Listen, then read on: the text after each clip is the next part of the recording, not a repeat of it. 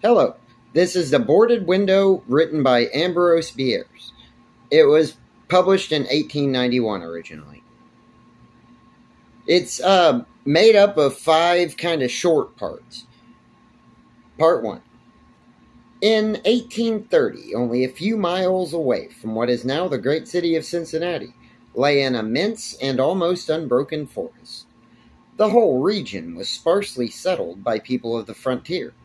Restless souls, who no sooner had hewn fairly habitable homes out of the wilderness and attained to that degree of prosperity which today we should call indigence, than impelled by some mysterious impulse of their nature, they abandoned all of that and pushed further westward, to encounter new perils and privations in the effort to regain the meager comforts which they had voluntarily renounced. Many of them had already forsaken that region for the remoter settlements. But among those remaining was one who had been of those first arriving. He lived alone in a house of logs, surrounded on all sides by the great forest, of whose gloom and silence he seemed a part of, for no one had ever known him to smile or to speak a needless word. His simple wants were supplied by the sale or barter of skins of wild animals in the river towns. For not a thing did he grow upon the land which he, if needful, he might have climbed by right of undisturbed possession. There were evidences of improvement. A few acres of ground immediately around the house had once been cleared of its trees, the decayed stumps of which were half concealed by the new growth that had been suffered to repair the ravaged rot by the axe. Apparently, the man's zeal for agriculture had burned with a failing flame, expiring in peninsula ashes. The little log house, with its chimney of sticks, its roof of warping clapboard weighted with traversing poles, and its chinking of clay, had a single door, and directly opposite of that, a window. The latter, however, was boarded up. Nobody could remember a time when it was not, and none knew why it was so closed. Certainly not because of the occupant's dislike for light or air, for on those rare occasions when a hunter had passed that lonely spot, the recluse had commonly been seen shunning. Wow. The recluse had commonly been seen sunning himself on his doorstep, if heaven had provided sunshine for his need. I fancy there are a few persons living today who ever knew the secret of that window, but I am one, and you shall see. Part 2. The man's name was said to be Murlock. He was apparently 70 years old, actually about 50. Something besides years had had a hand in his aging. His hair and long, full beard were white, his gray, lusterless eyes sunken. His face singularly seamed with wrinkles which appeared to belong to two intersecting systems. In figure, he was tall and spare, with a stoop of the shoulders, a burden bearer. I never saw him. These particulars I learned from my grandfather, from whom also I got the man's story when I was a lad. He had known him when living near him in those early days. One day, Murlock was found in his cabin, dead. It was not a time and place for coroners and newspapers, and I suppose it was agreed that he had died of natural causes, or I should have been told, and should remember. I know only that with what was probably a sense of the fitness of things the body was buried near the cabin, alongside the grave of his wife, who had preceded him by so many years that local tradition had retained hardly a hint of her existence. That closes the final chapter of this true story.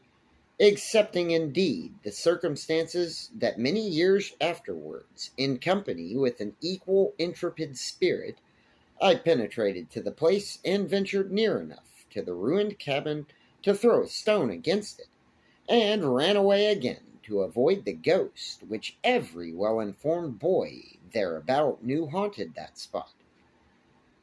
But there is an earlier chapter that was supplied by my grandfather.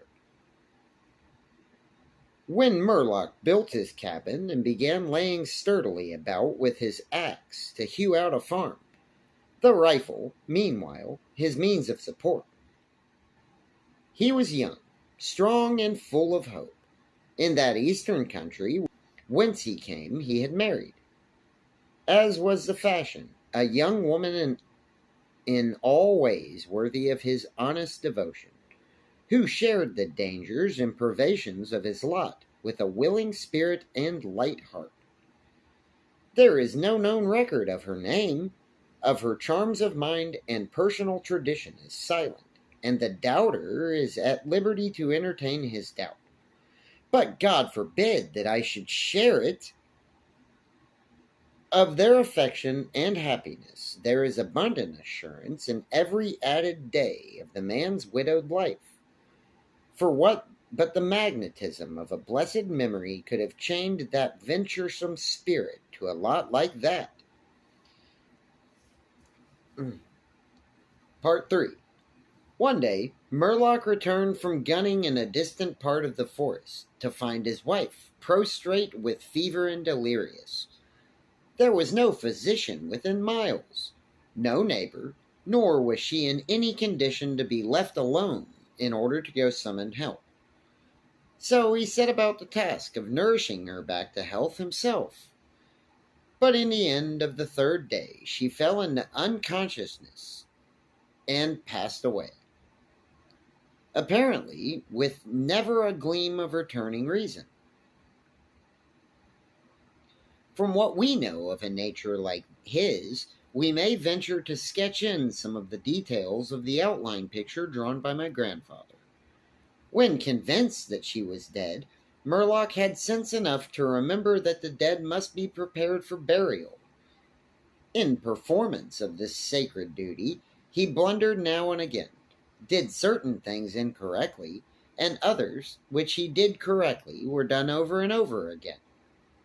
His occasional failures to accomplish some simple and ordinary act filled him with astonishment, like that of a drunken man who wonders at the suspension of familiar natural laws. He was surprised, too, that he did not weep, surprised and a little ashamed. Surely it is unkind not to weep for the dead. Tomorrow, he said aloud, I shall have to make the coffin and dig the grave, and then I shall miss her when she is no longer in sight. But now she is dead, of course, but it is all right. It must be all right, somehow. Things cannot be so bad as they seem. He stood over the body in the fading light, adjusting the hair and putting the finishing touches to the simple toilet, doing all mechanically with soulless care, and still through his consciousness ran an undersense of conviction that all was right, that he should have her again as before, and everything explained. He had had no experience in grief. His capacity had not been enlarged by use. His heart could not contain it all, nor his imagination rightly conceive it. He did not know he was so hard struck that knowledge would come later, and never go. Grief as an artist of powers as various as the instruments upon which he plays his dirges for the dead, evoking from some of the sharpest, shrillest notes, from others the low, grave chords that throb recurrent like the slow beating of a distant drum. Some natures it startles, some it stupefies. To one it comes like the stroke of an arrow, singing all the sensibilities to a keener life. To another as the blow of a bludgeon, which in cursing benumbs. We may conceive Murlock to have been that way affected. For Oh, 4. And here we are upon surer ground than that of a conjecture. No sooner had he finished his pious work than sinking into a chair by the side of the table upon which her body lay, and noting how white the profile showed in the deepening gloom, he laid his arms upon the table's edge and dropped his face into them, tearless, yet and unutterably weary. At that moment came in through the open window a long wailing sound like the cry of a lost child in the far deeps of the darkening woods. But the man did not move. Again and nearer than before sounded that unearthly cry upon his failing senses. Perhaps it was a wild beast. Perhaps it was a dream, for Murlock was asleep.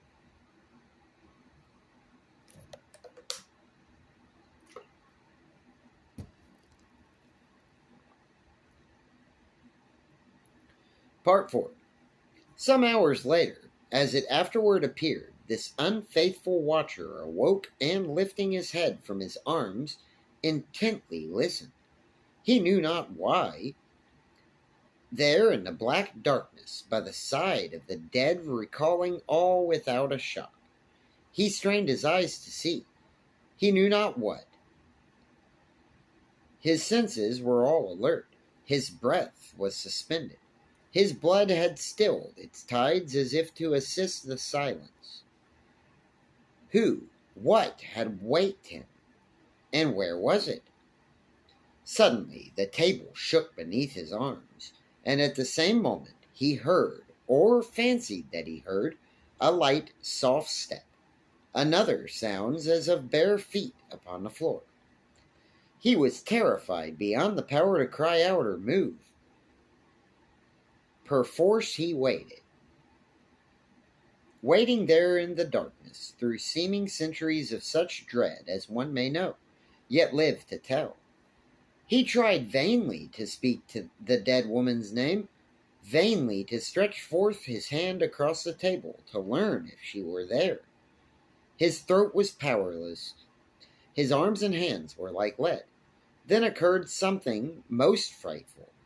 Some heavy body seemed hurled against the table with an impetus that pushed it against his chest so sharply as nearly to overthrow him. And at the same instant he heard and felt the fall of something upon the floor, with so violent a thump that the whole house was shaken by the impact. A scuffling ensued, and a confusion of sounds impossible to describe. Murlock had risen to his feet. Fear had by excess forfeited control of his faculties. He flung his hands upon the table. Nothing was there. There is a part at which terror may turn to madness, and madness incites the action. With no definite intent, from no motive but the wayward impulse of a madman, Murlock sprang to the wall. With a little groping, seized his loaded rifle, and without aim discharged it. By the flash which lit up the room with a vivid illumination, he saw an enormous panther dragging the dead woman toward the window, its teeth fixed in her throat. Then there were darkness blacker than before, and silence. And when he returned to consciousness, the sun was high and the wood vocal with songs of birds. Part 5. The body lay near the window, where the beast had left it when frightened away by the flash and report of that rifle. The clothing was deranged, the long hair in disorder, the limbs lay anyhow. From the throat, dreadfully lacerated, had issued a pool of blood, not yet entirely coagulated. The ribbon with which he had bound the wrists was broken. The hands were tightly clenched. Between the teeth was a fragment of the animal's ear. What does that even mean? Anyway, thanks so much for watching the video. I hope to see you next time. Bye. Hold up. That insinuates that the woman was alive and bit the animal's ear when it was dragging her off. Does it not? That is so strange. Anyway,